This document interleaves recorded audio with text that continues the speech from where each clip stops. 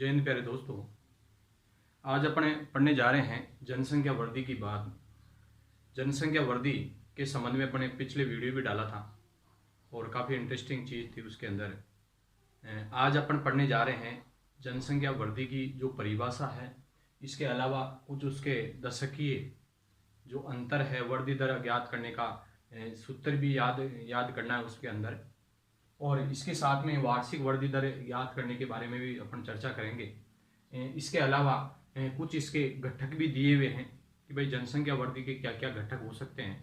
इसके अलावा कुछ जनसंख्या की प्राकृतिक वृद्धि या विशेषताएं उनकी भाई किस प्रकार से ज्ञात करते हैं, जनसंख्या की वास्तविक वृद्धि किस प्रकार से ज्ञात करते हैं, उसके संबंध में भी अपन बात करेंगे। इसके अलावा जनसंख्या की कुछ विशेषताएं हैं विश्व लेवल पर है कि भाई किस प्रकार से उसमें ग्रोथ की गई है, उसके संबंध में भी अपन चर्चा करेंगे। इसके संबंध में अपन देखें तो विश्व की जो जनसंख्या है ये लगभग कितनी है, विश्व की जो जनसंख्या है ये कितनी है, इसके संबंध में भी अपन चर्चा करेंगे।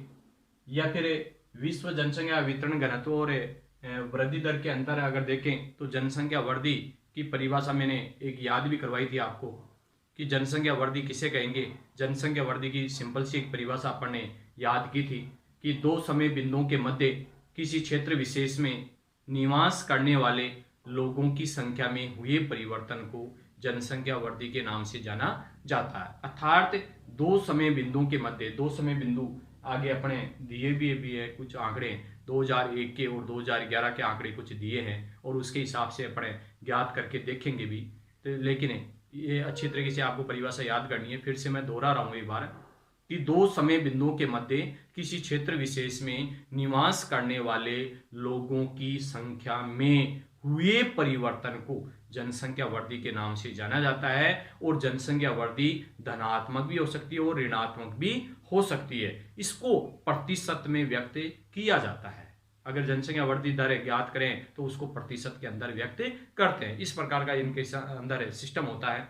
ऋणात्मक मतलब माइनस में भी हो सकती है और धनात्मक मतलब प्लस में भी हो सकती है, क्योंकि उसमें जन्म दर, मृत्यु दर और प्रवास तीन ऐसे घटक हैं जो इसको वास्तविकता में जनसंख्या की ऋणात्मक वृद्धि की ओर ले जाता है, धनात्मक वृद्धि की ओर ले जाता है। तो इस प्रकार का कहने वाला काफी ज्यादा ये प्रभाव डालता है इसमें। तो सबसे पहले अपन देखें कि जनसंख्या वृद्धि की दो समय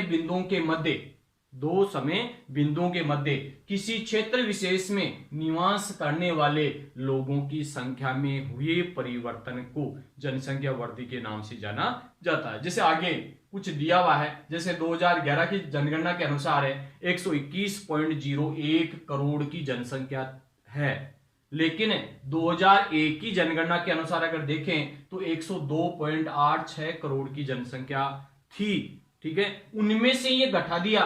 ठीक है, तो ये अंतर आया, मतलब उसमें कुछ ना कुछ परिवर्तन देखने को मिला, वही जनसंख्या वृद्धि है। वही क्या है, जनसंख्या वृद्धि के नाम से उसको जाना जाता है। इसके अलावा अपन बात करें कि दशकीय वृद्धि की ज्ञात करें, क्योंकि इसके अंदर सबसे पहले क्या करते हैं, जैसे 2001 का अपन ने ले लिया, 2011 के आंकड़े ले लिए, तो 2011 में से 2001 का अगर घटा दिया। जनसंख्या वृद्धि को ज्ञात करने के उदाहरण अपन ने दिए हैं। 2011 की अगर देखें अपने जनगणना के हिसाब से तो यहां पर जनसंख्या 121.01 करोड़ है, लेकिन इससे पिछले वाली जो जनगणना है 2001 के अनुसार, अगर जनगणना के अनुसार देखा जाए तो 102.86 करोड़ की जनसंख्या है। इनमें दोनों में अंतर जब निकालते हैं तो 18.15 करोड़ का अंतर देखने को मिला, 18.15 करोड़ का अंतर देखने को मिला। यही अंतर है जनसंख्या वृद्धि है। यही अंतर क्या है, जनसंख्या वृद्धि है, जिसको निरपेक्ष वृद्धि के नाम से जाना जाएगा। आंकड़ों की मतलब संख्यात्मक वृद्धि है ये, संख्यात्मक अंतर आ गया अपने पास में तो निरपेक्ष वृद्धि, क्या कहेंगे इसको, निरपेक्ष वृद्धि के नाम से जाना जाता है। इसके बाद में दशकीय वृद्धि ज्ञात करें तो दशकीय वृद्धि के अंदर है सबसे पहले जो अंतर जो निकाला है अपने, जैसे 18.15 का जो अंतर आया अपने, तो 18.15 का अंतर अपन ने ऊपर रख दिया। और पिछले वर्ष की जो जनगणना हुई, जैसे 2001 की जनगणना हुई है तो 102.86 करोड़ की जनसंख्या इसमें बटे में लिख दिया। ठीक है, इनटू 100 से गुणा कर दिया तो अपने पास में 17.64% की वृद्धि अंकित की गई। इसको प्रतिशत में व्यक्त करेंगे, किसमें व्यक्त करेंगे, इसको प्रतिशत के अंदर व्यक्त किया जाएगा। तो इस प्रकार से कहने का मतलब है ये अपने दशकीय वृद्धि ज्ञात करने का सूत्र है। दशकीय वृद्धि ज्ञात करने का सूत्र क्या है कि कुछ अंतर दिया हुआ है, अंतर के अलावा क्या है, पिछले वर्ष की जो जनगणना हुई, जैसे 102.86 करोड़ की जो जनगणना हुई, मतलब इतनी जनसंख्या है 2001 के अनुसार, तो ये क्या है, इसका भाग लगाएंगे 18.15 के अंदर है और इंटू 100 से गुणा कर देंगे, क्योंकि प्रतिशत में अपन को ज्ञात करना है। इसके कारण से ये क्या है, अपने 17.64% की वृद्धि दर हमारे को ज्ञात हुई, और लेकिन वो क्या है, दशक की वृद्धि के अंदर आती है। इसके अलावा भारत की वार्षिक वृद्धि दर है, भारत की वार्षिक वृद्धि दर कुछ गणितीय विधियों के माध्यम से, चार विधियों के माध्यम से निकाला जाता है, जो थोड़ा सा कठिन होता है वो, कि भाई 10 का इसके अंदर भाग नहीं लगता है, ठीक है, वो डायरेक्ट है, मतलब गणितीय विधि के माध्यम से 1.64% की वृद्धि अंकित की गई। वार्षिक वृद्धि, कौन सी वृद्धि हुई है, वार्षिक वृद्धि। वार्षिक वृद्धि याद करनी है, वार्षिक वृद्धि कितनी हुई, 1.64% की हुई, जबकि दशक की वृद्धि कितनी हुई है, 17.64% की वृद्धि अंकित की गई है। इसके बाद की अगर स्थिति देखें तो जैसे ग्रोथ काफी ज्यादा हुई है, 15 करोड़ की वृद्धि देखने को मिली, मतलब उसके अंदर अंतर है देखने को मिला, जिसको जनसंख्या वृद्धि का नाम दिया गया। इसके बाद में जनसंख्या वृद्धि के कुछ घटक दिए हुए हैं, कुछ घटक है, जैसे मान लो अपन ने पहले भी पढ़ा था कि जन्म दर और मृत्यु दर, सीबीआर और सीडीआर, सीबीआर और सीडीआर, जिसमें जन्म दर है और मृत्यु दर है, जन्म दर और मृत्यु दर, जिसको प्राकृतिक घटक के नाम से जाना जाता है। इसके अलावा एक तीसरा मापदंड और दिया, प्रवास का। प्रवास का अपन ने टॉपिक भी लिया कि प्रवास है, उसके अंदर आप्रवास है, उत्प्रवास है। आप्रवास का मतलब आना है, उत्प्रवास का मतलब वहां से जाना है। जैसे ए स्थान बी स्थान के बारे में अपन ने बताया था कि भाई ए स्थान को छोड़ करके बी स्थान पर कोई व्यक्ति जा रहा है, तो उत्प्रवास का कार्य कहां से हुआ, ए स्थान से हुआ, और आप्रवास का कार्य कहां पर हुआ, बी स्थान पर हुआ। इस प्रकार से आप्रवास उत्प्रवास का कार्य है, उनके माध्यम से भी काफी ज्यादा प्रभावित होता है। जैसे जिस क्षेत्र में जन्म दर अधिक होती है और मृत्यु दर कम होती है, वहां जनसंख्या वृद्धि धनात्मक होती है, वहां पर क्या होती है, जनसंख्या वृद्धि धनात्मक होती है। लेकिन जिस जगह जन्म दर कम है और मृत्यु दर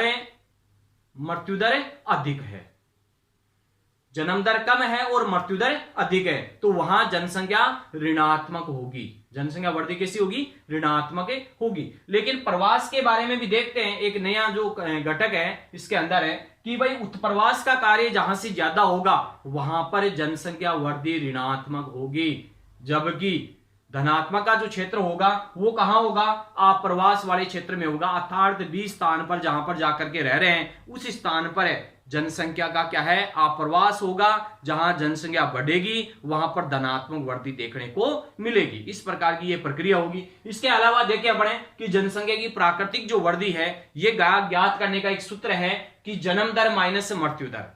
जनसंख्या की प्राकृतिक वृद्धि ज्ञात करने का सूत्र क्या है, जन्म दर माइनस मृत्यु दर। जन्म दर कितनी हुई है, मृत्यु दर कितनी है, उनमें से आपस में घटा देते हैं तो क्या प्राप्त हो जाती है अपन को, जनसंख्या की प्राकृतिक वृद्धि दर ज्ञात होती है। इसके अलावा अपन देखें कि जनसंख्या की वास्तविक वृद्धि दर क्या है, जनसंख्या की वास्तविक वृद्धि दर है उनमें जन्म माइनस मृत्यु, जन्म दर माइनस मृत्यु दर, लेकिन बीच के अंदर प्लस लगा दिया इसमें, क्योंकि आप्रवास माइनस उत्प्रवास, ए स्थान से बी स्थान पर, जैसे मान लो आपको बताया भी था पहले वीडियो में, जैसे ए स्थान है बी स्थान है, यहां से कोई व्यक्ति इस जगह जाकर के रह रहा है तो ये तो क्षेत्र क्या कहलाएगा, उत्प्रवास, और यहां पर ये क्या कहलाएगा, आप्रवास।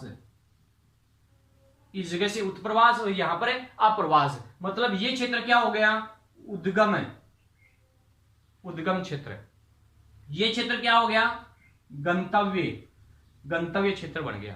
इसका मतलब है जनसंख्या यहां से यहां जा रही है तो यहां तो बढ़ गई जनसंख्या, यहां पर घट गई, ठीक है। तो यहां पर आप्रवास और उत्प्रवास का जो कार्य किया गया, तो आप्रवास मान लो हुआ है ज्यादा, उत्प्रवास कम हुआ है, तो वहां पर क्या है उसको माइनस में कर देते हैं और जो बचेगा वो क्या है प्लस में कर देंगे, और जन्म और मृत्यु को माइनस में घटाएंगे, जो बच गया उनको आपस में जोड़ेंगे, तो क्या प्राप्त हो जाएगा हमारे को, जनसंख्या की वास्तविक वृद्धि दर ज्ञात होगी। ठीक है। तो इसके कारण से जन्म दर माइनस मृत्यु दर प्लस आप्रवास माइनस उत्प्रवास का कार्य, तो क्या प्राप्त हो गया हमारे को, जनसंख्या की वास्तविक वृद्धि दर हमारे को प्राप्त हो जाती है। अच्छी तरीके से यही आपको याद करना है वैसे कि भाई जनसंख्या की वास्तविक वृद्धि दर ज्ञात करने का सूत्र क्या है कि जन्म दर माइनस मृत्यु दर प्लस आप्रवास माइनस उत्प्रवास, तो बराबर क्या प्राप्त हो गया अपन को, जनसंख्या की वास्तविक वृद्धि दर ज्ञात हो जाती है। इसके बाद में अगर देखें तो धनात्मक वृद्धि और ऋणात्मक वृद्धि। धनात्मक वृद्धि का मतलब यह है कि भाई जनसंख्या के अंदर ग्रोथ हो रही है, बढ़ रही है जनसंख्या, उसको क्या कहेंगे, जनसंख्या की वृद्धि दर। जैसे मान लो अपने जन्म दर अधिक है और मृत्यु दर कम है, जन्म दर अधिक है और मृत्यु दर कम है और आप्रवास का कार्य हो रहा है, इसका मतलब उस जगह धनात्मक वृद्धि दर होगी, ठीक है। क्योंकि जन्म ज्यादा हो लेकिन अगर मृत्यु दर ज्यादा हो जाए तो वो तो वापस से स्थिति खराब होगी ना, या उत्प्रवास का कार्य हो जाए वहां पर तो धनात्मक नहीं होगी ना। तो धनात्मक होने के लिए क्या होना चाहिए कि जनसंख्या की क्या है, मतलब जन्म दर अधिक होना चाहिए, मृत्यु दर कम होना चाहिए और आप्रवास का कार्य होना चाहिए, तब जाकर के जनसंख्या में वृद्धि हो पाएगी। जो वर्तमान स्थिति के अंदर देखने को मिलता है अपने, जैसे मान लो चिकित्सा सुविधाएं, स्वास्थ्य सुविधाएं, आप्रवास का कार्य ज्यादा हो रहा है, ठीक है। इसके कारण से इस जगह जनसंख्या वृद्धि ज्यादा हो रही है। अपने देश की स्थिति है, चीन की है, इस प्रकार की। इसके अलावा ऋणात्मक वृद्धि की स्थिति अगर देखें तो ऋणात्मक वृद्धि के अंदर है का मतलब है कि भाई जनसंख्या के अंदर गिरावट है, जनसंख्या के अंदर अचानक गिरावट आ रही है, गिरावट आने के कारण से वहां की स्थिति खराब हो रही है, ठीक है। इसका मतलब यह है कि ऋणात्मक वृद्धि का कि भाई जन्म दर कम है, मृत्यु दर भी अधिक है, मृत्यु दर अधिक है, जन्म दर कम है, मृत्यु दर अधिक है और उत्प्रवास का कार्य हुआ है वहां से, इसका मतलब है जनसंख्या के अंदर है ऋणात्मक वृद्धि होगी, अर्थात माइनस में जनसंख्या वृद्धि स्थिति होगी।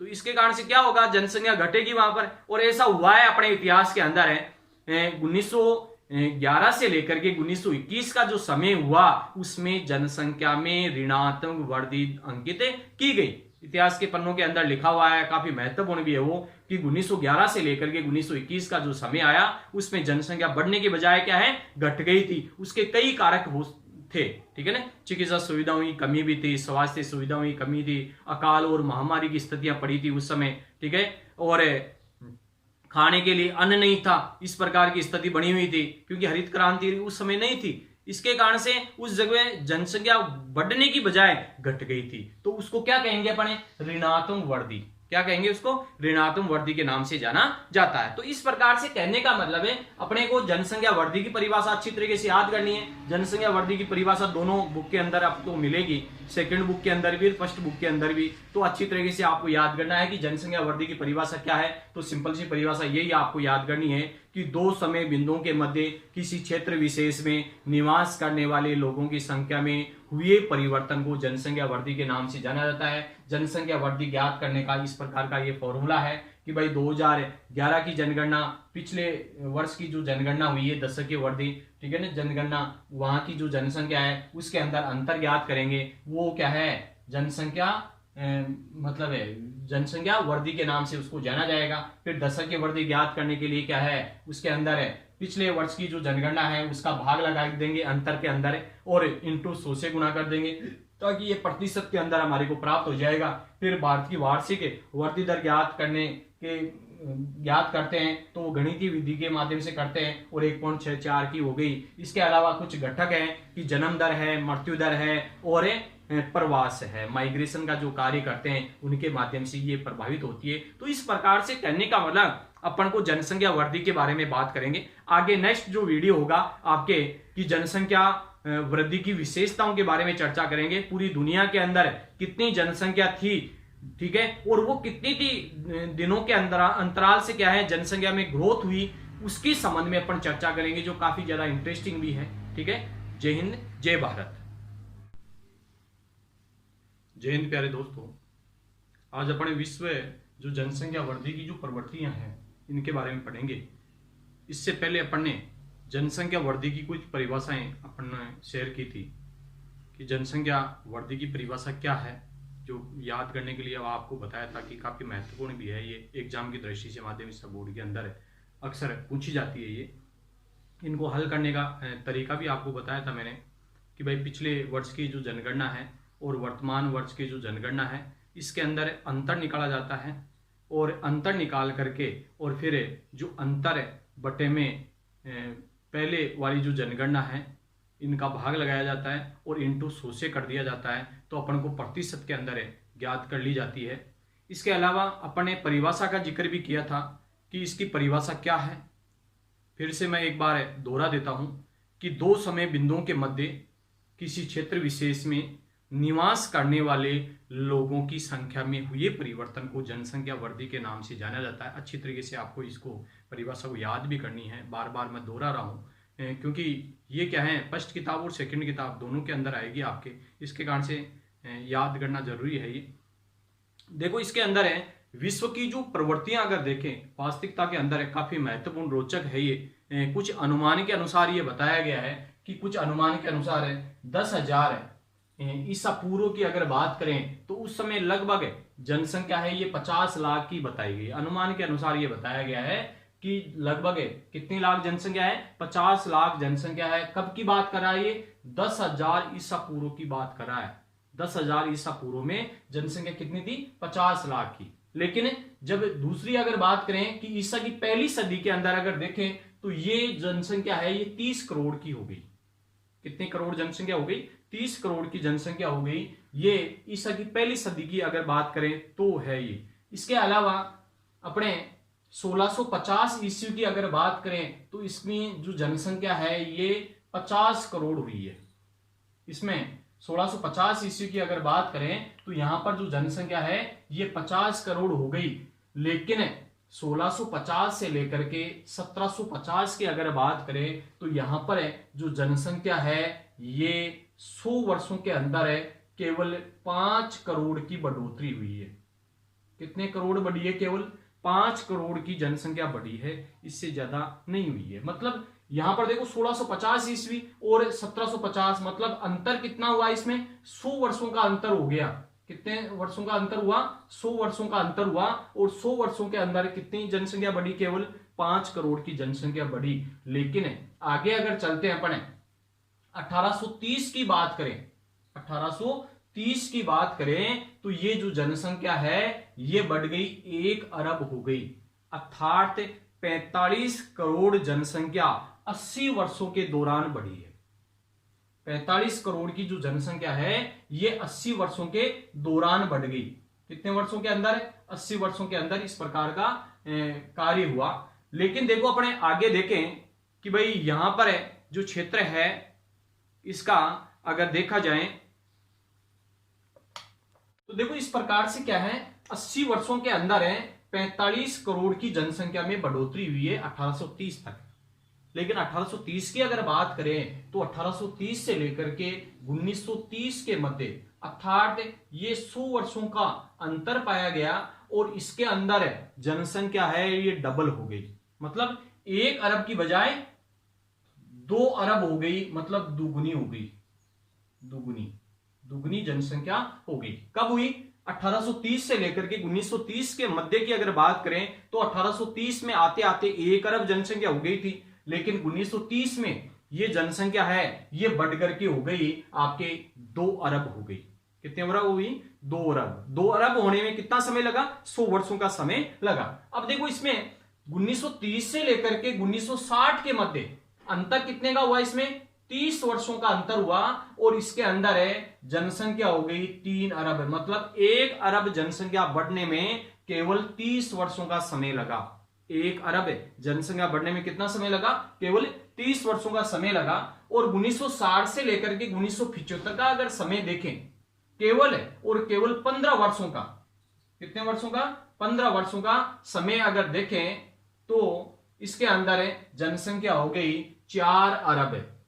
कितने अरब हुई, 4 अरब जनसंख्या में बढ़ोतरी हो गई। अर्थात 1 अरब जनसंख्या बढ़ने में केवल 15 वर्षों का समय लगा। इसमें 30 वर्षों का लग रहा था, इसमें 100 वर्षों का लग रहा था। ठीक है ना, तो काफी ज्यादा मतलब है अंतर देखने को मिल रहा है इसके अंदर है कि जनसंख्या बढ़ने में काफी कम समय के अंदर से ही क्या है जनसंख्या बढ़ रही है, इसके बारे में अपन चर्चा करेंगे कि 1960 से लेकर के 1975 का समय अर्थात 15 वर्षों का जो समय है उनमें जनसंख्या 1 अरब ज्यादा बढ़ गई। अर्थात ये जनसंख्या 1975 में आते आते कितने अरब हो गई, 4 अरब जनसंख्या में जनसंख्या बढ़ गई। मतलब इसके अलावा 1975 से लेकर के और 1987 की बात करें अर्थात 12 वर्षों के समय में, कितने वर्षों के समय में, 12 वर्षों के समय के अंदर है ये जो जनसंख्या है ये बढ़ गई, 5 अरब जनसंख्या हो गई, 5 अरब जनसंख्या हो गई। कितने वर्षों का समय लगा, केवल 12 वर्षों का समय लगा और 12 वर्षों के समय में 5 अरब जनसंख्या बढ़ गई। मतलब 1 अरब जनसंख्या बढ़ने में केवल 12 वर्षों का समय लगा। इसके अलावा 1987 से लेकर के और 1999 की बात करें तो इसमें भी 12 वर्ष लगे और 12 वर्षों के अंदर से अंतराल से क्या है 6 अरब जनसंख्या बढ़ गई। और 1999 से लेकर के 2011 की अगर बात करें तो इसमें भी 12 वर्ष लग रहे हैं और 12 वर्षों के दौरान 7 अरब जनसंख्या बढ़ी। और आने वाले समय में एक अनुमान लगाया गया है कि 2011 से लेकर के 2025 का जो समय आया उसके अंदर है जनसंख्या ये बढ़ करके 8 अरब की हो जाएगी। अर्थात अनुमान के अनुसार यह बताया गया कि जनसंख्या 8 अरब होने में कितना समय लगेगा, इसमें 12 वर्षों का समय लगेगा। इस प्रकार से करने का मतलब जनसंख्या में काफी ज्यादा बढ़ोतरी देखने को मिली इसमें, क्योंकि देखो 10,000 ईसा पूर्व में केवल 50 लाख थी, लेकिन ईसा की पहली सदी में अगर देखें तो 30 करोड़ की जनसंख्या बढ़ गई और 1650 से 1750 इनके अंदर है केवल 5 करोड़ की बढ़ोतरी हुई 100 वर्षों के दौरान। काफी कम है, धीमी गति से मतलब जनसंख्या वृद्धि का काल कहा जा सकता है इसको। और 1750 से लेकर के 1830 का जो समय हुआ उसके अंदर मतलब 80 वर्षों का जो समय हुआ उसके अंदर 45 करोड़ की जनसंख्या में बढ़ोतरी हुई, अर्थात 45 करोड़ जनसंख्या बढ़ी। लेकिन 1830 से लेकर के 1930 का जो समय आया वो 100 वर्षों का समय था और उनमें जो जनसंख्या है 1 अरब से 2 अरब हो गई। मतलब काफी ज्यादा जो जनसंख्या है ये बढ़ोतरी देखने को मिली। इसके अलावा 1930 से लेकर के 1960 का जो समय आया अर्थात 30 वर्षों का समय लगा इसके अंदर और 1 अरब जनसंख्या बढ़ी। अर्थात इसमें क्या है 1 अरब जनसंख्या बढ़ने में केवल 30 वर्षों का समय लगा। अब लेकिन अब आगे देखो इसमें 1960 से लेकर 1975 का जो समय आया उनमें केवल 15 वर्षों के दौरान ही क्या है 1 अरब जनसंख्या बढ़ गई। अर्थात 1975 तक का जो समय है उनमें 4 अरब जनसंख्या बढ़ गई, मतलब 4 अरब जनसंख्या हो चुकी थी। तो 1975 से लेकर 1987 का जो समय आया उनमें 12 वर्षों के दौरान ही 5 अरब जनसंख्या बढ़ी और 1999 में ये 6 अरब हो गई और 2011 के अंदर 7 अरब है और एक अनुमान के अनुसार 2025 में आते आते ये 8 अरब जनसंख्या होने का अनुमान है, जो काफी ज्यादा है। ठीक है, इसके कारण से कई कारण हो सकते हैं, जैसे चीन है, भारत है, ये क्या है काफी ज्यादा जनसंख्या वृद्धि हो रही है यहाँ पर है, क्योंकि मानसूनी प्रकार की यहाँ पर जलवायु है, उचित स्वास्थ्य सुविधाएं नहीं है, इसके कारण से जनसंख्या में बढ़ोतरी। कई कारण है इसके, कई कारण हो सकते हैं जिनके कारण से वास्तविकता में जनसंख्या में काफी ज्यादा वृद्धि देखने को मिल रही है। इसके अलावा अपन देखें भाई ये जो विश्व का जो मैप अगर दिखा रखा है कि भाई ये प्रवृत्तियां हैं कि इस प्रकार से जनसंख्या में बढ़ोतरी हुई है काफी ज्यादा, उसके कारण क्या रहे हैं, उसकी विशेषता क्या है, उसका कारण मतलब है किस कारण से इनमें जनसंख्या में इस प्रकार से तीव्र गति से वृद्धि की प्रवृत्तियां बढ़ी है। इसका देखो औद्योगिक क्रांति के बाद तीव्र जनसंख्या वृद्धि, औद्योगिक जब क्रांति हुई, औद्योगिक क्रांति कब हुई थी वैसे 18वीं शताब्दी में औद्योगिक क्रांति हुई थी और उसके साथ में नए नए तकनीकी ज्ञान आविष्कार, ठीक है, ये पनपे, इसके कारण से जनसंख्या में क्या है ग्रोथ ज्यादा बढ़ी। तो देखो इसमें औद्योगिक क्रांति के बाद में तीव्र जनसंख्या वृद्धि हुई है, उसका कारण है विज्ञान व प्रौद्योगिकी का विकास होना है। और उसका प्रमुख कारण क्या रहा कि ये प्रौद्योगिकी का विकास और विज्ञान का विकास होना है, तकनीकी ज्ञान बढ़ गया, आविष्कार नए नए आविष्कार हो गए, मनुष्य का जो जीवन है ये सरल में हो गया, इसके कारण से जनसंख्या में काफी ज्यादा वृद्धि हुई है। उसके कारण से देखो मृत्यु दर में कमी आई है, तकनीकी ज्ञान विज्ञान में प्रगति, प्रौद्योगिकी, ज्ञान ये बढ़ने के कारण से मृत्यु दर में कमी आई है और जन्म दर बढ़ गई। जन्म दर बढ़ गई और मृत्यु दर में कमी आ गई। इसके कारण से जनसंख्या तीव्र गति से बढ़ी, क्योंकि काफी लोगों को रोजगार मिल गया। रोजगार मिलने के कारण से मतलब आर्थिक स्थिति मजबूत होने लग गई। आर्थिक स्थिति मजबूत होगी तो जनसंख्या में बढ़ोतरी स्वतः होगी। ठीक है। इसके अलावा इन विज्ञान और प्रौद्योगिकी का विकास के कारण से चिकित्सा सुविधाओं में भी क्या है, सुधार हुआ। काफी ज्यादा मात्रा में मरने वालों को रोका गया। ठीक है। उनकी चिकित्सा पद्धति ऐसी अपनाई गई जिनके कारण से उनको जीवित किया गया। ठीक है। मरने वालों को मतलब रोगों का निवारण किया गया, रोगों का निवारण किया गया। इसके बाद में विज्ञान और प्रौद्योगिकी का विकास के कारण से महामारियों से बचाने के लिए टीकाकरण हुआ, वैक्सीनेशन का कार्य हुआ। जैसे अभी वर्तमान स्थिति के अंदर कोविड-19 के कारण से काफी लोग मर गए, लेकिन उसमें वैक्सीनेशन का कार्य काफी ज्यादा प्रगति पे हुआ। तो उनमें क्या है, धीमी गति हुई है। ठीक है। अब धीरे धीरे तीसरी लहर की बात करें, लेकिन टीकाकरण के कारण से, वैक्सीनेशन के कारण से उनमें रोक लगी है। ठीक है। इस प्रकार का तीव्र गति से ये करोड़ों लोगों के एक साथ वैक्सीन लगाई जा रही है। ठीक है ना। तो ऐसा कार्य भी क्या है, इसके कारण से हुआ है, तकनीकी ज्ञान के कारण से हुआ है, इसमें स्वास्थ्य सुविधाओं के कारण से ऐसा हुआ है। इसके बाद में स्वच्छता का प्रसार हुआ है। जैसे स्वच्छ भारत अभियान चलाया गया, इनके माध्यम से क्या है, लोगों को जो रोग निवारण का कार्य किया गया। काफी ज्यादा गंदगी फैलती थी, उसके कारण से कीटाणु फैलते थे और काफी लोग बीमार हो जाते थे, उनसे बचाव किया गया। मतलब स्वच्छता पर ज्यादा ध्यान दिया गया। इसके अलावा उद्योगों व कृषि में नई नई तकनीकी आई, जिससे उत्पादन में वृद्धि होने लगी। जैसे अभी बूंद बूंद सिंचाई प्रणाली है, ग्रीन हाउस वाला कार्य है। ठीक है। पॉली हाउस का कार्य है, फव्वारा स्प्रिंकलर सिस्टम है, आप इसमें पोंड पद्धति है। उसके कारण से क्या है, पानी को एक जगह इकट्ठा किया गया। बिना पानी भी क्या है, आसानी से कृषि करने के कई तरीके खोजे गए। नई नई उन्नत किस्में अपनाई गई, जिनके कारण से, जिसको हाइब्रिड अपन बीज कहते हैं, उनके कारण से काफी ज्यादा उत्पादन बढ़ने लगा। और उत्पादन बढ़ेगा तो क्या होगा, आर्थिक स्थिति मजबूत होगी। और आर्थिक स्थिति मजबूत होगी तो इसका मतलब क्या होगा, जनसंख्या में बढ़ोतरी होगी। इस प्रकार का ये कार्य किया जाएगा। ठीक है। तो ये धीरे धीरे क्या है, ये बहुत मतलब है, ये किनके कारण से हुआ है, लेकिन विज्ञान और प्रौद्योगिकी विकास के कारण से काफी ज्यादा क्या है, इसमें जनसंख्या में तीव्र वृद्धि दर हुई। और उसके कारण आपको बताने हैं। जैसे पहला कारण बताना है आपके, मृत्यु दर में कमी आ गई साहब।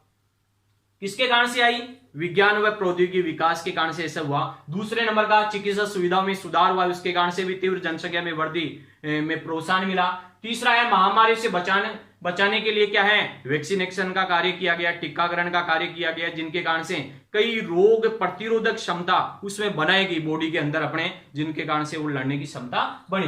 फिर है चौथा, स्वच्छता का प्रसार हुआ। ठीक है। अगर गंदगी नहीं रहेगी तो कई प्रकार के कीटाणु समाप्त हो जाएंगे स्वतः ही, और अपने शरीर में क्या है, अंदर प्रवेश नहीं कर पाएंगे। इसके अलावा उद्योगों व कृषि में नई नई तकनीक आई, जिससे उत्पादन में वृद्धि हुई। क्योंकि खेती अपना जो देश है, ये क्या है, कृषि प्रधान देश है। इसके कारण से इनके अंदर नई नई तकनीक का विकास हुआ। हरित क्रांति की वजह से देन मानते हैं अपन, लेकिन अभी वर्तमान स्थिति के अंदर अपन जैसे राजस्थान जैसे राज्य एक इजरायली पद्धति अपना रहा है, जिनके कारण से कम पानी के अंदर अधिक उत्पादन को प्रोत्साहित कर रहा है और आर्थिक उन्नति को मतलब बढ़ा रहा है। इस प्रकार की स्थिति बनी। तो ये आपको अच्छी तरीके से आप मतलब ये बताना भी है कि भाई कौन से समय में कितनी जनसंख्या बढ़ी है। जैसे 2025 तक आते आते कितनी जनसंख्या हो जाएगी, इस प्रकार की ये प्रवृत्तियां बतानी है। और जनसंख्या की क्या है, विशेषताओं के बारे में भी आपको बताना है कि जनसंख्या की विशेषताएं ये क्या क्या है, या जनसंख्या बढ़ने के कारण क्या है, कारण भी आपको बताना है। तो कारण के अंदर ये बताना है कि मृत्यु दर के अंदर गिरावट आ गई, चिकित्सा सुविधाओं में सुधार हो गया, महामारियों से बचाने के लिए टीकाकरण का कार्य किया गया, स्वच्छता का प्रसार हुआ, उद्योगों व कृषि में नई नई तकनीक आई, जिससे उत्पादन में क्या है, वृद्धि होने लगी। तो इस प्रकार से धीरे धीरे मतलब है उसके अंदर बढ़ोतरी हुई है और काफी ज्यादा उन्नति हुई है, जिनके कारण से सुख सुविधाएं बढ़ने के कारण से जनसंख्या में तीव्र गति से वृद्धि को प्रोत्साहन भी मिला है। ठीक है। इस प्रकार से आपको अच्छी तरीके से याद भी करना है, इसको गृह कार्य के रूप में भी काम करना है। ठीक है। जय हिंद, जय भारत।